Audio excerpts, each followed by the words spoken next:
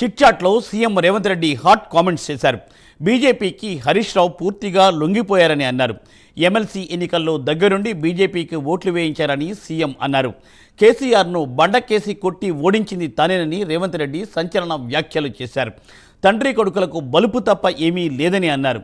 అసెంబ్లీకి వచ్చే స్థాయి కేసీఆర్కు లేదని రేవంత్ రెడ్డి అన్నారు.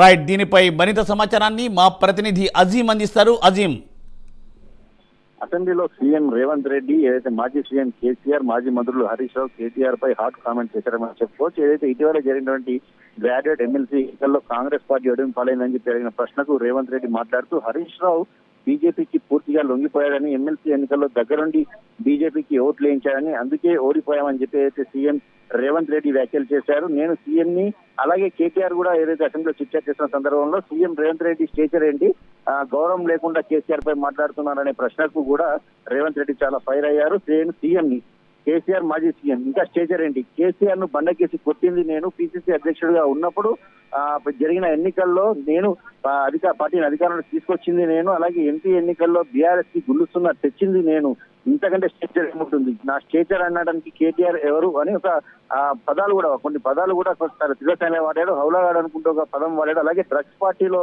దొరకడం స్టేచరా, కేటీఆర్ అన్నట్లు నిజంగానే అసెంబ్లీకి వచ్చే స్థాయి కేసీఆర్ కు లేదు అని చెప్పి కూడా ఏదైతే రేవంత్ రెడ్డి చాలా వ్యాఖ్యించారు. అలాగే బీజేపీకి సంబంధించిన నేతలపై కూడా రేవంత్ రెడ్డి కాస్త ఫైర్ అయ్యారని చెప్పుకోవచ్చు. ముఖ్యంగా ప్రాజెక్టులకు సంబంధించిన విషయం కావచ్చు, కేంద్రం నుంచి వచ్చేటువంటి నిధుల విషయంలో కావచ్చు, కిషన్ రెడ్డిపై, బండి సంజయ్పై ఫైర్ అయ్యారు. అలాగే ఇటీవలే కాంగ్రెస్ పార్టీ ఏదైతే ఆల్ పార్టీల ఎంపీ మీటింగ్ ఏదైతే ప్రజాభవన్ లో బట్టి అధ్యక్షత నిర్వహించింది, ఈ సమావేశానికి ఒకరోజు ముందే చెప్పామని చెప్పి బీజేపీ నాయకులు రాలేదని చెప్పారు. మరి అదే రోజు ఏదైతే కేంద్ర మంత్రి వచ్చే సందర్భంలో కరీంనగర్ లో మేము పూర్తి అరేంజ్మెంట్ చేశాం, అక్కడ బండి సంజయ్ మాట్లాడారు. కానీ ఆ రోజు సొంత మంత్రి, కేంద్ర మంత్రి 10 రోజుల క్రితమే షెడ్యూల్ ఉంది, కానీ అయినా సరే ఎందుకు రాలే అని చెప్పి కూడా మనోహర్ లాల్ ఖట్కార్ వస్తే ఆ రోజు ఎందుకు కిషన్ రెడ్డి హాజరు కాలే అని చెప్పి కూడా ఏదైతే రేవంత్ రెడ్డి ప్రశ్నించిన విషయాన్ని మనం చూసాం. అలాగే వాటర్ విషయానికి వచ్చినట్టయితే అటు కేసీఆరే కదా ఆ రోజు ఆంధ్రప్రదేశ్ కి నీళ్లకు దోచిపెట్టింది, రోజా పెట్టిన రొయ్యల పులుసు తిన్నది ఎవరు, జగన్మోహన్ రెడ్డిని సచివాలయానికి పిలిచి అన్ని సౌకర్యాలు చేసింది ఎవరు, కరువు వస్తే 1,50,00,000 మెట్రిక్ టన్నులు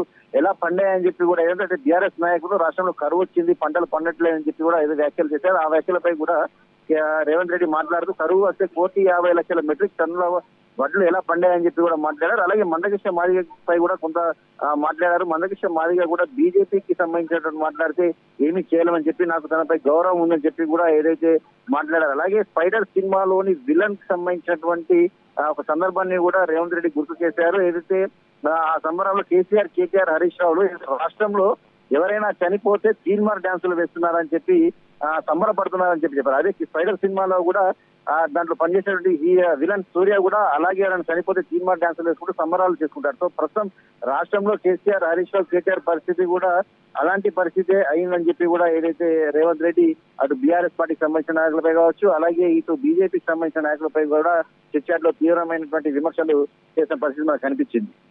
thank you Azeem, thanks for update.